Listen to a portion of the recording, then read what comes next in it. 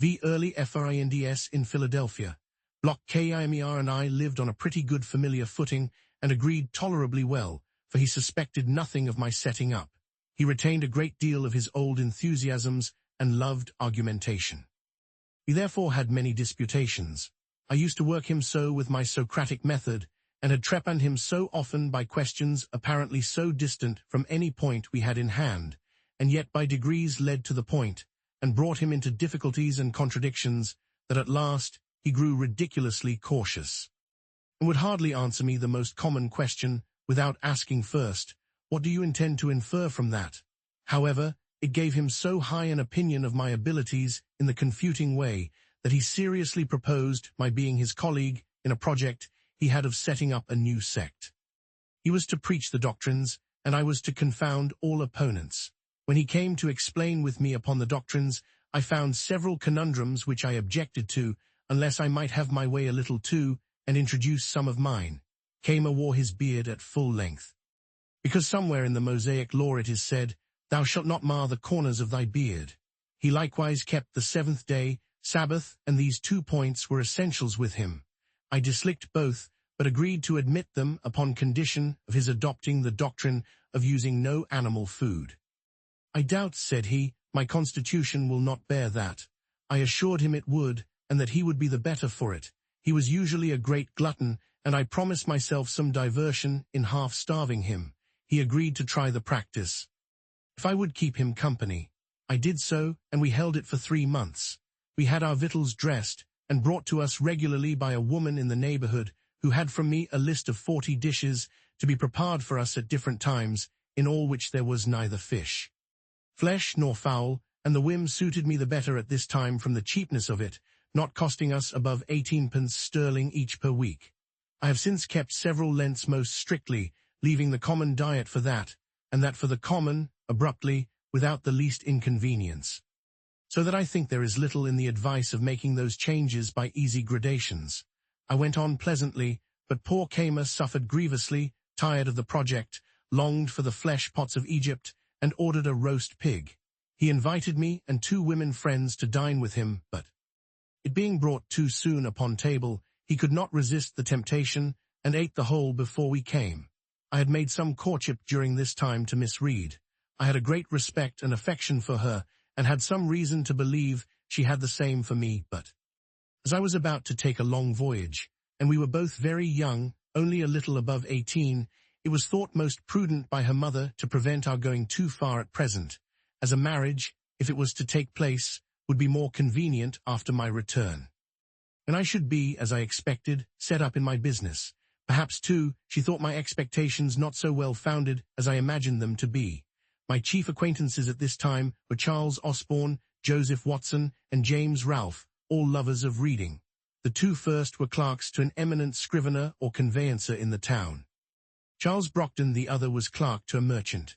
Watson was a pious, sensible young man, of great integrity, the others rather more lax in their principles of religion, particularly Ralph, who, as well as Collins, had been unsettled by me, for which they both made me suffer.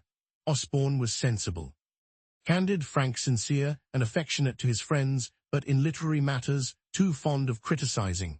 Ralph was ingenious, genteel in his manners, and extremely eloquent. I think I never knew a prettier talker. Both of them were great admirers of poetry, and began to try their hands in little pieces. Many pleasant walks we 4 had together on Sundays into the woods, near Schuylkill, where we read to one another, and conferred on what we read. Ralph was inclined to pursue the study of poetry, not doubting but he might become eminent in it, and make his fortune by it, alleging that the best poets must, when they first began to write, make as many faults as he did. Osborne dissuaded him, assured him he had no genius for poetry, and advised him to think of nothing beyond the business he was bred to, that, in the mercantile way, though he had no stock, he might, by his diligence and punctuality, recommend himself to employment as a factor, and in time acquire wherewith to trade on his own account. I approved the amusing oneself with poetry now and then, so far as to improve one's language, but no farther. On this it was proposed that we should each of us, at our next meeting, produce a piece of our own composing, in order to improve by our mutual observations, criticisms, and corrections.